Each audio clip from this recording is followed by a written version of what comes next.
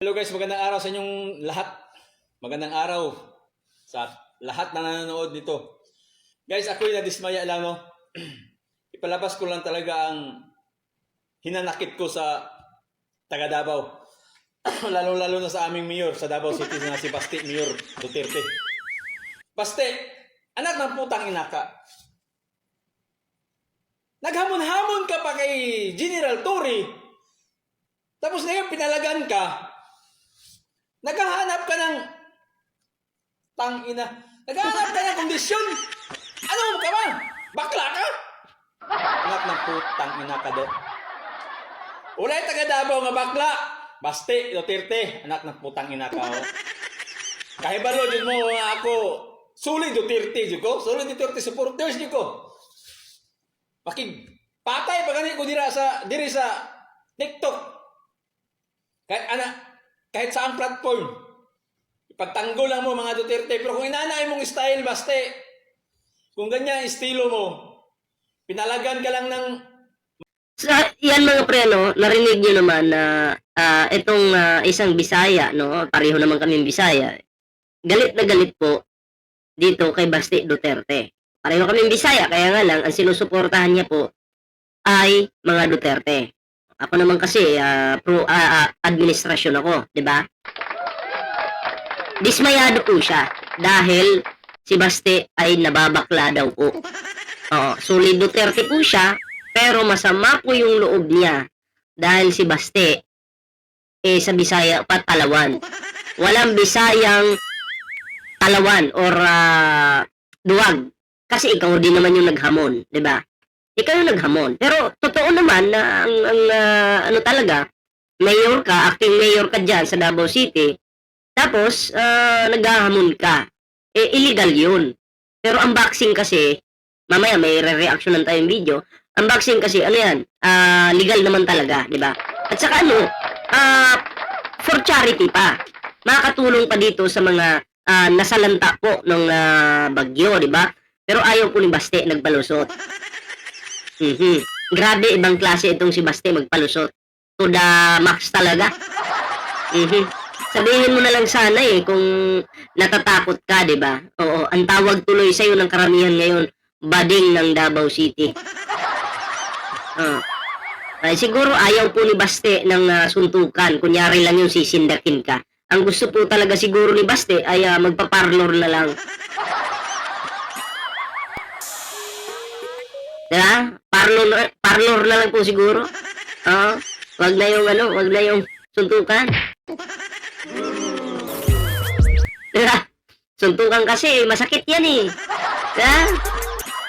Ano na lang, paparlor na lang siguro. At least doon, kahit pa paano, marirelax ka. Diba? Hindi ka masasaktan. Diba?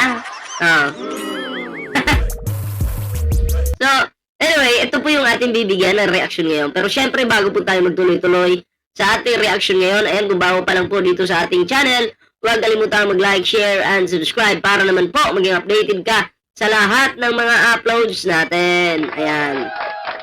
Syempre mga pre, no, may TikTok po tayo, may Facebook po tayo. Sana po inyong suportahan yung ating mga social media accounts. So anyway, eto na mga pre, no. Atin pong bigyan muna ng reaction itong si Speaker Martin Romualdez at syempre ang Tingog Party List na walang ibang tumutulong ngayon, no? Isa sa tumutulong dito sa mga tinamaan po ng mga baha, bagyo, 'di ba? So sila po yung nandyan ngayon. Wala pong vice kundi Tingog Party List po palaging nandyan para sa mga Pilipino. Para sa mga nasalanta po ng bagyo, 'di ba? Oo. So eto ngayon mga pre, no, basahin po natin ito. Ayan, basahin po natin. Ayon po dito, Romualdez Tingog Party List set aside 360 million AKAP funds for Typhoon Aid Relief Ops. So itong 360 million para po ito sa mga lahat-lahat na, no? Yung pagkain, mga damit, lahat-lahat na po 'yan, no? Para dito sa mga tao na tinamaan po ng baha, 'di ba? Oo, syempre sisilipin na naman ito ng mga kalaban ng mga Duterte. Sasabihin, "Oy, bigay kayo ng bigay ng ayuda." Eh ano ba kasing ano ba kasing gagawin? Ano ba kasing dapat gawin ng gobyerno? Eh pabayaan lang yung mga tinamaan ng baha, yung mga binaha. Eh kung kayo mga Duterte, kung kaya nyong tingnan lang sila, pabayaan sila, eh pero ang administrasyon hindi. Ang tingog party list hindi. Gagalaw sila dahil may puso silang Pilipino. Hindi sila mukhang pera. At lalong-lalo na, hindi sila magnanakaw tulad nyo. Diba? Oh. Ito, 360 million po para sa nasalanta po ng bagyo, 'di ba? Oh, the officers of Leyte First District Representative Martin Romualdez and Tingog Party List have set aside 360 million in ayuda para sa Kapos ang Kita program or AKAP funds, family food packs and other relief items for the benefit of 36 congressional districts that were affected by the recent heavy rains and floods. Yun. Pag sinabi kasing ayuda po, ay naku po, magagalit na naman yung mga dyan, mga Duterte. Bakit? Eh, wag niyo daw kasi ipamigay sa mga sa mga nasalanta po ng bagyo. Eh, wala na silang mananakaw. O, pinamigay nyo daw kasi, kaya galit po sila sa ayuda kasi di umano, itong mga ayuda na dapat nanakawin nila, pinamimigay nyo kasi. Huwag naman kasing garian, ganere. Di ba? Oh. So, yun mga pre, no, maliwanag po, no, na ang tinatawag na grupo po ni Speaker Martin Romualdez, Tingog Party List, ay pro-Filipino po talaga, no? May pagmamahal sa mga Pilipino. Hindi po, iba kasi pag pro-China no? Alam mo naman yung mga Chinese, hindi naman lahat Pero yung mga gobyerno po ng China, alam nyo naman yan, walang mga puso yung mga yan. Aapihin lang po yun nila yung Pilipino. Diyan po nagmana ang mga Dutai. Diba? Oo. Bakit? Ugalin tae po sila Oh. Sasabi, masingit ko lang pala, huwag yung sabihin na buong bansa minamahal si Digong at mga Dutai. Hindi, huwag yung kaming idadamay dyan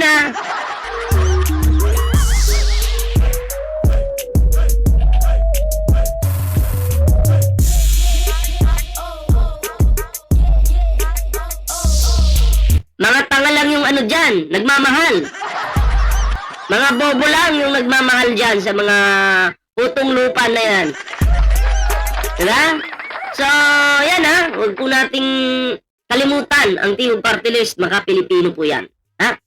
Para po sa Pilipino. At saludo po tayo sa PBBM administration. O, diba? Kinaiingitan ng lahat kasi matulungin po. Diba? Matulungin. Tatlong taon pa lang mahigit ang administrasyon na to, pero marami na pong nagawa. Diba? Ngayon mga pre, tuloy natin itong reaksyon ng isang DDS na taga Davao na galit po kay Digong. Bastos Duterte. Okay? Bigyan po natin ito ng reaction. Ayan. Hello guys, magandang araw sa inyong lahat. Magandang araw sa lahat na nanonood nito. Guys, ako'y nadismaya lang, no? Ipalabas ko lang talaga ang hinanakit ko sa taga Davao. Lalo-lalo na sa aming mayor sa Davao City na si Basti Mayor Duterte. Yan maliwanag yan kasi sinasabi ng iba ang mga taga Davao daw solid tayo daw. Siya solid naman. Kaya nga lang dismayado. Dahil ang kanilang mayor pala, puro lang bunganga, mahangin. Puro hangin lang pala. Ano po yung ibig sabihin ng puro hangin? Puro po yabang. Ibig sabihin, mayabang po ang kanilang mayor. Mayabang pero talawan. Ano yung talawan, ballpoint man? Duwag. Diba? Ang yabang mo, harapan ng camera, gusto ko makasuntok ng unggoy. Sa bagay, no?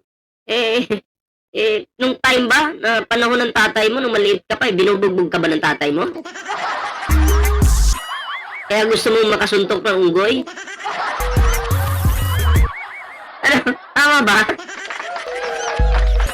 Tama ba, Baste? Gusto mo makasuntok talaga ng unggoy? Ha? Wala na ka nang masusuntok na unggoy. Kinulong na yung unggoy.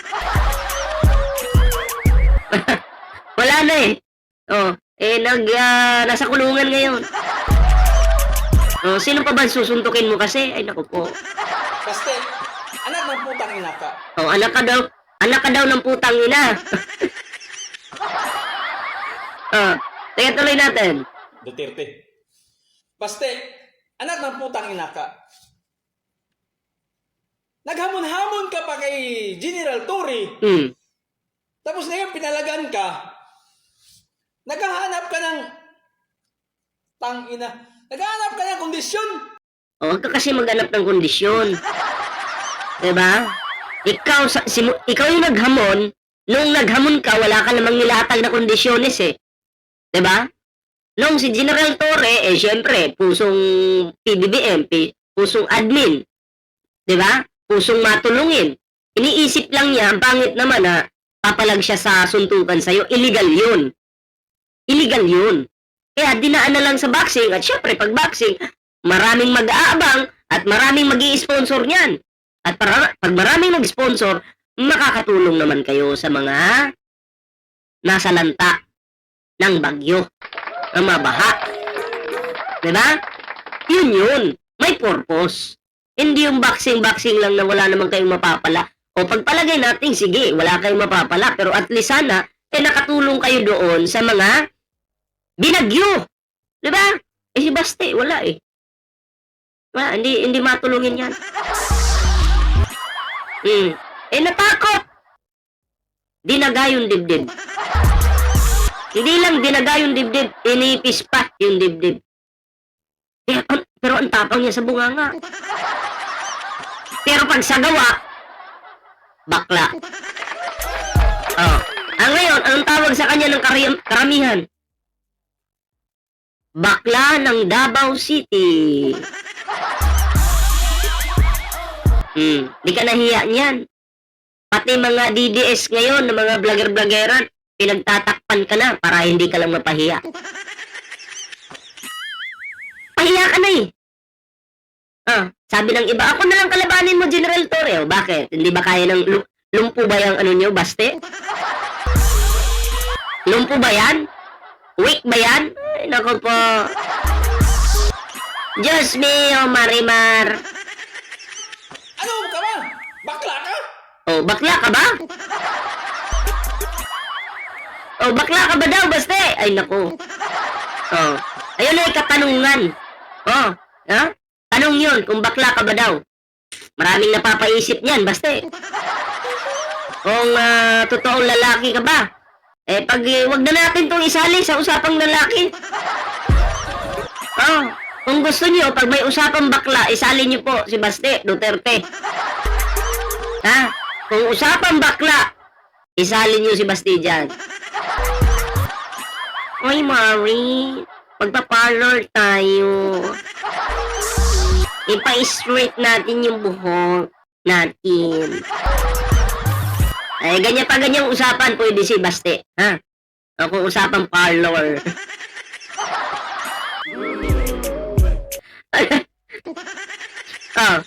Anak ng putang ina ka do.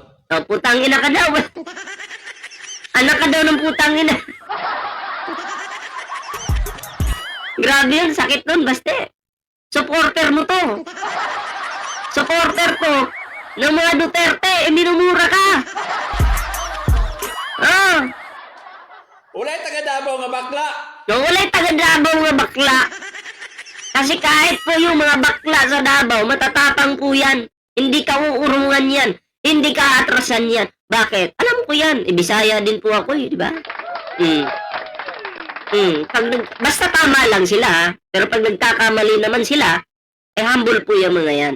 Pero itong Baste na to, itong pamilya na to, kahit kahit sila na yung mali, mataas pa rin yung kanilang hangin. Diba? Mataas pa rin yung hangin. Walang pagpapakumbaba, ang yayabang pa. Ay, nako. Oh. Nawala. Bakla ka? Anak ng putang ina ka do. Ulay taga Davao nga bakla. Basti, Duterte. Anak ng putang ina ka, oh. Kahibalo dyan mo nga ako. Suli Duterte, dyan ko. Suli Duterte supporters, dyan ko. Alam nyo daw, i-translate ko na lang sa mga viewers ko ng mga ano. Alam nyo naman daw na siya po ay Suli Duterte. Ha? Hindi po siya Makamarcos, hindi po siya Dilawan, kundi Suli Duterte. Pero ngayon po dismayado siya. Kasi pati po sila napahiya eh. Kasi akala nila, papalag. Hindi naman pala. Sila po yung napahiya. Bakla daw. Si Basti.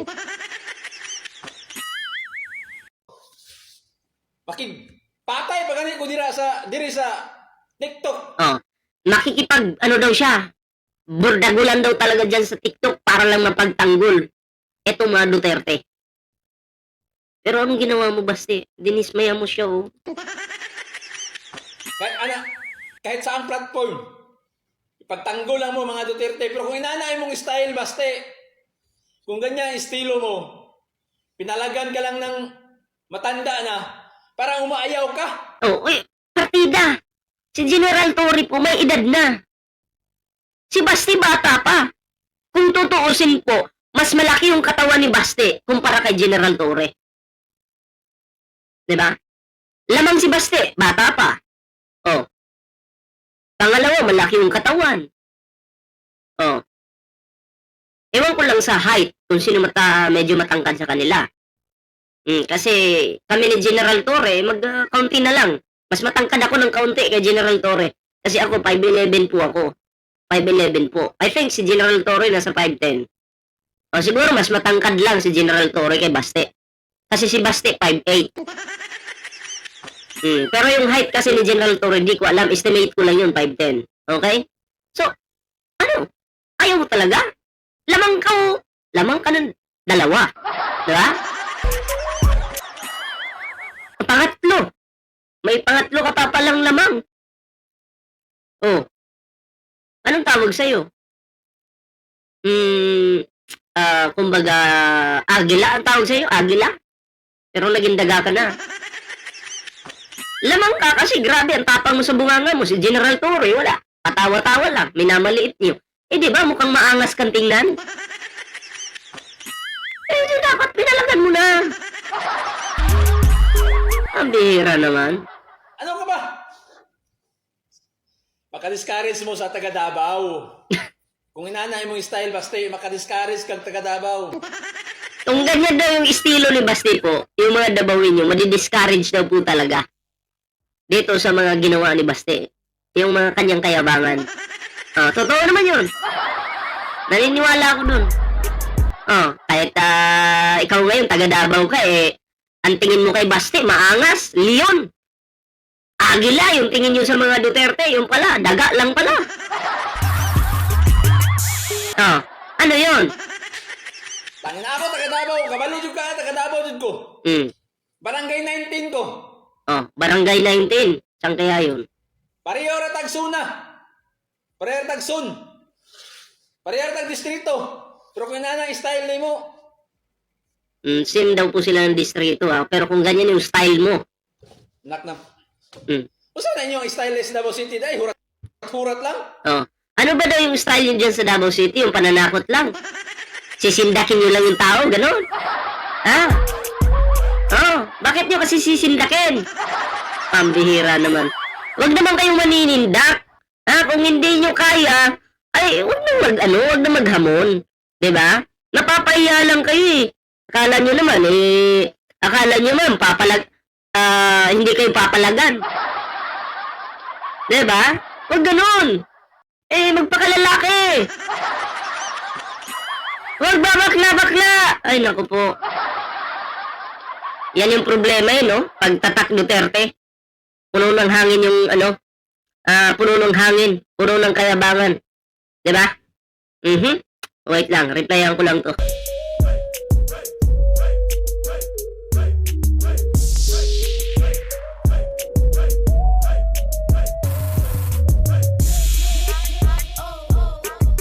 Okay, tuloy. Ang musukol sa inyo, siyempre, hindi yun musukol sa inyo, kay mga Duterte good mo. Oh. Di daw, ano dun sabi? Nak na. Usa na inyong stylist Davao City, dahil hurat-hurat lang. Ang musukol sa inyo, siyempre, hindi yun musukol sa inyo, kay mga Duterte good mo. Kung dyan sa Davao, maghamon, di talaga lalaban kahit sino dyan kasi mga dutae daw sila eh. Oh. Kami mga tambay dyan, dati sa Davao City, hindi mo palag sa inyo, ha? Kay mga Duterte good mo. Oh. Hindi daw sila, mga tambay daw sila noon, dyan sa Davao City, hindi daw talaga sila papalag. Kasi mabaho daw eh. Dutae daw sila eh. Oh. Siyempre, kahit ako naman, ikaw ba, hahawa ka ng tae. Oh, hindi, di ba? O palag sa inyo, papusilon namin ninyo. Oh, yan na, taga Davao na yung nagsalita. Pag pumalag daw sila, pagbabarilin lang daw po sila. So, hindi sila makapalag. Siguro kahit mali na yung ginagawa, ay tahimik lang sila. Di ba? Oh, taga Davao na yung nagsalita. Tapos sasabihin nyo, safe yung Davao. Hindi lang sila makapalag. Kahit mali na yung ginagawa nila, tahimik lang sila. Kasi pag pumalag, bing, bing, bing, bing. Oh. Diba? Ya karon nakita na dyan na oh. Nga gamon-hamon ka kay General Torre, gipalagan ka, dili ka. Talawan man yung bataan eh. Ano nga yung talawan sa Tagalog? Takot ka daw. Oo. Takot ka daw, basti. Oo, bakit ka daw natatakot kasi? Ay, naku po. Wala na eh. Ang tingin noon sa mga, ang tingin ng Pilipino noon sa mga Duterte, matatapang talaga. Matapang. Pero baliktad na po ngayon. Bakla na. Kasi at least may pumalag, may naghamon. Hindi man, di ba? Nung pinalagan, yung naghamon, wala lang pala. Naninindak lang pala. Yun sa man pag naunay. Abi na isog ka kay taga Davao. Wala taga Davao nga talawan basta oy. Oh, walang taga Davao na bakla baste or takot. Ha? Tandaan mo 'yan. Usa day ka. Makasuya man ka oy. Oh, naiinis daw siya. Oo nga naman kasi ang dami mong tato. Para saan yung tato mo baste?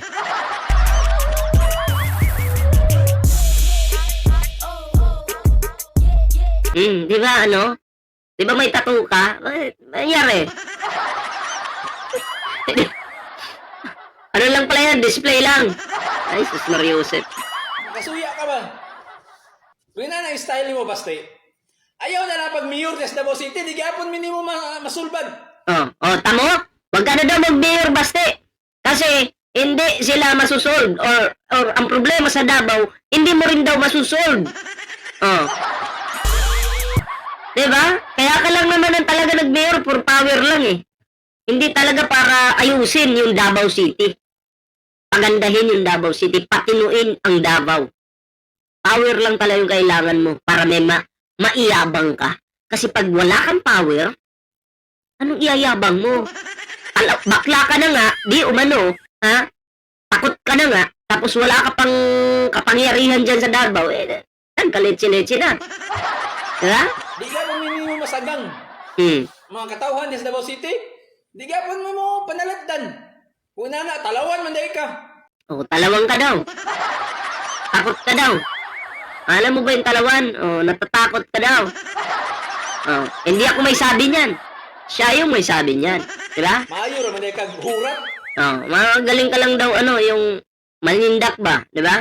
Hanggang dun ka lang daw. Yun lang yung kakayahan mo. Pero weak ka talaga. Diba? Ako naglagot ko si Mua ba? Galit daw po siya. Ay baste. Galit na galit talaga. Ako pa, pauli ako na be. Kako magsumbagay ng Torre. Talawan man yung bata. Siya na lang daw yung makipaglabang kay General Torre. Buti pa daw siya. Oo, kaya niyang makipaglaban kasi sports lang naman yung boxing, di ba? Hindi naman patayan yan. Kaya na niya, kaya niya. Pero si Baste, wala daw talaga. Ah. Ano? Sayang ang tato ni mo. Oy! Display lang yung tato, ano ka ba? Oo. Hayaan mo yung tato, eh. Kunyari lang yan, para magmukhang maangas ba? Diba? Para magmukhang astig. Yun pala, astig si Papa.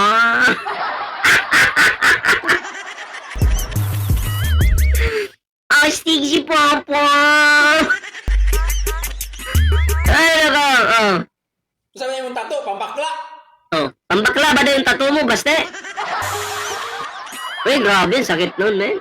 No, naturingan kang matapang, astig, tapos sasabihin mo, pambakla yung tattoo. Ay, grabe. Oh, ano kayong reaction ni Baste dyan? Pag-undang mo pagka... Untang na lang mo mga Duterte sa inyong political career, oy. O yung mga inungdan, ginana lang. Ah. Oh, tumigil na daw kayo, mga Duterte, sa inyong political career. Wala daw kayong mga bilang. Ha? Puro lang daw kayo yabang. Wala naman palang may ibubuga. Pagpantay yung laban. Oh. Sila lang siguro matatapang pag nag-uutos, ganyan, ito yung ipapagawa. Pero pag sila na yung gagawa, tapos pantay yung laban, nauulol. Naduduwag. Takot na takot, pati itlog kinilig. So guys, maganda. Ay, nako po. Anyway, yun lang naman yung kanyang video. No? Yun lang. Hindi ko siya kilala. Okay? May nag-send sa akin ng video. Pinanood ko. Sabi ko, oo nga, no? Oh, taga Davao, galit na galit sa kay Baste. Oo, yari si Baste, no? Talagang hindi nakaligtas sa mga Bisaya. Oh, ang mga Bisaya, galit na galit ngayon kay Baste Duterte. Okay? At least, unti-unti na po silang natatauhan na yung kanilang mayor dyan sa Davao, acting mayor na si Baste Duterte ay ubod ng yabang. Puro lang yabang.